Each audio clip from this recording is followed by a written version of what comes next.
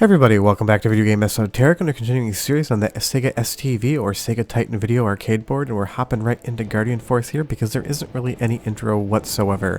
And I know we've already talked about Cotton 2, made by Success. This is the same developer, but they're not using the Q-em-up genre. We have pretty much a tried and true shmup right here, but is it a good one? Absolutely, this is like a 10 out of 10 for me.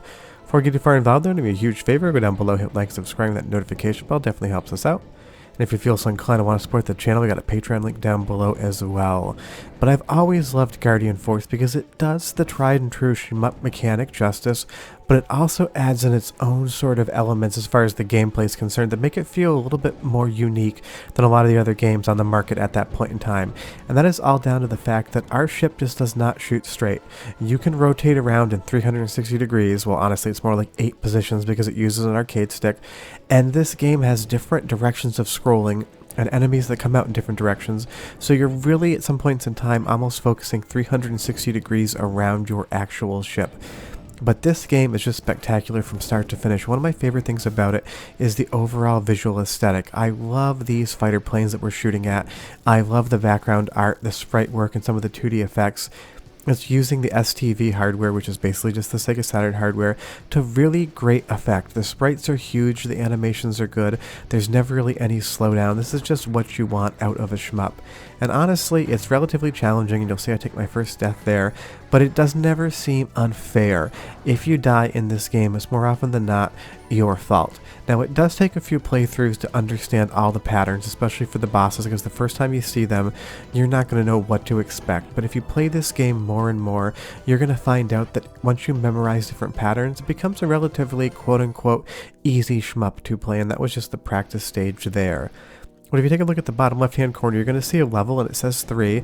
You can level up to level 10. That's obviously going to increase the power and capacity of your shot. But you'll see here, I just switched to a completely different ship with a power-up and got killed immediately, which was unfortunate. But we still get to keep that, and it is a nice thing. Once you die, you go down a few levels, but those pink crystals are going to allow you to level up very quickly. And you'll see here that I do rotate around to start hitting some of the enemies on the side versus having to go over to the left-hand corner of the screen. Each different ship's power has a faster or slower rotation speed, so you're not only going to want to find the ship that works for you as far as the shot's concerned, but depending on how you want to play and how fast or slow you want to be, you're going to want to work on which weapon you want to utilize to be able to move quicker or slower. This is definitely a game where once you get a feel for it and you identify what sort of weapon you work with the best, you're going to want to almost always try to keep that, because if you lose it, it's going to be a lot harder of a game to play. But that's what I really love about Guardian Force, is it really helps you identify the best way to play the game. And you'll see here now, we've gone from a vertical shmup to a horizontal shmup, and being able to rotate our ship in 360 degrees allows you to kind of tuck in there and hammer onto that mid-boss without taking too many hits or any at all. I just love that. This game is moving you in so many different directions while giving you awesome bullet patterns and giving you great graphics to look at. It is, to me, the total package, because you'll see here, depending on how that enemy ship moves, outside of the fact that I died, moving around it and changing the direction of your shot is going to be super important. But as great as this game looks, as fun as this game plays, it also has some amazing music as well. It's kind of fun, so go ahead and listen for like 45 seconds and I'll be right back. But enjoy.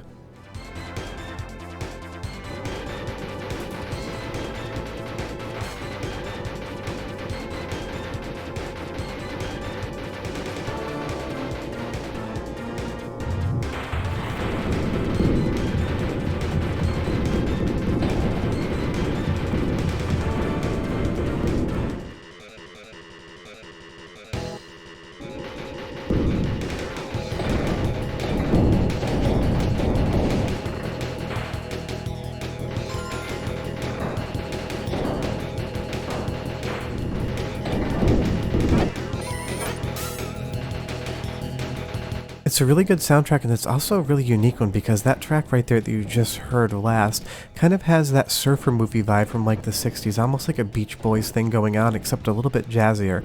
I'm not sure that tonally it fits with Guardian Force, but I love listening to it, so I'm 100% going to forgive the tonal mismatch between what's going on the screen and the soundtrack because I just think it is great.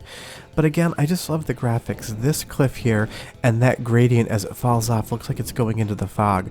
This game is beautiful in motion 100%. I love it. Even those little soldiers running around on the ground, as you shoot them, they're running away and they're on fire. I almost feel bad for them because they really don't pose much of a threat at all to your ship whatsoever. And I love this parallax scrolling that you can see the clouds underneath this ground.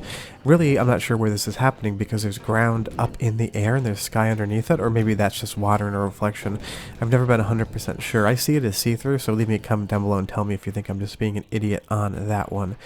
But what I love again about Guardian Force is the bosses are all huge, unique, and quite challenging, but once you understand their patterns, after a few playthroughs, it becomes relatively easier. And I like that some of these projectiles from the boss also have an organic movement. Not everything is pattern-based in this game, because while I do love a good bullet hell shmup with all those patterns, I kind of like it when there's a little bit more organic flow to some of the bullets as well. I will say though, difficulty-wise, you could probably 1cc this if you practice. Now, I'm not the type of person that's going to put that much time into any one shmup outside of Tobey Polystars to try to do it, but if you are looking for a 1cc game, this would be a decent mid-range difficulty for you. And I just love how all the levels change. The minute you've spent too much time in that kind of brown desert environment, you're going to come into this underwater stage and you get these special graphical effects of what the explosions look like underwater. You can tell that the art team had a ton of fun at making this game, especially because they had made Cotton for so long. It was probably fun for them to make a shmup in a completely different sort of genre as far as, you know, not being a cute 'em up is concerned. And again, just all of that parallax scrolling, that distance in the background, that abyss, and now we're supposed to going vertically, we're going horizontally, all while trying to avoid these depth charge mines.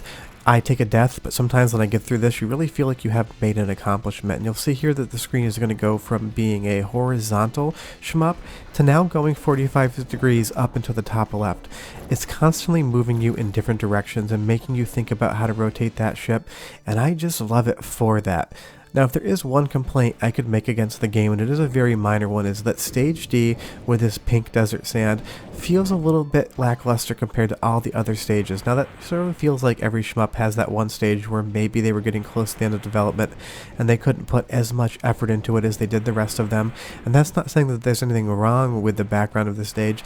It just isn't as feature-rich and detailed as the rest of Guardian Force, so it's probably my least favorite stage to play as far as the visuals are concerned. But as far as these giant tanks coming at you over the sand with the treads, I love the enemy design, so I definitely don't mind playing the stage that much at all. And you'll see there with the level gauge at the bottom as well, collecting those crystals, you really want to keep your level up because that's going to allow you to take out all of these enemy ships much quicker. And you will see that sometimes you are timed as far as how long you have to destroy them. If you run out of time, they just go away, it's no big deal, but if you're trying to go for a high score, that's going to be important to you. But I will say that I do not play shmups for trying to maximize my high score. I never get involved in the scoring mechanics. All I really want to try to do is beat them with as few continues as I possibly can, and that's where I'm interested in shmup. So if you're into the score attack or trying to maximize that high score, definitely Google how to do that for Guardian Force, because I'm going to be absolutely no help for you whatsoever. But again, now it's a vertical shmup. We're going in the opposite screen direction. Vertical shmups, 99 out of 100 times, go towards the top of the screen, but now we're going towards the bottom, and as that boss character starts slowing down a little bit, we're able to get underneath him, change the direction of our shot, and attack from below. There is constant strategy to be thought about when you're playing Guardian Force, and that's why I love it so much. It's not just avoid bullets and shoot everything coming towards you. It's trying to understand how your ship is oriented in this screen space. I just love it for that. But leave me a comment down below. Have you played Guardian Force? Have you heard of it before? I'm assuming most people know this, and it was just recently re-released on the Switch. But I'm curious, just leave me a comment and tell me your thoughts on the game. But yeah, if you've never played Guardian Force, 10 out of 10 recommend. I'll see you guys next week for more Saturn videos, and I'll be back with other videos throughout the week as well. Hope you enjoyed the video. Bye bye.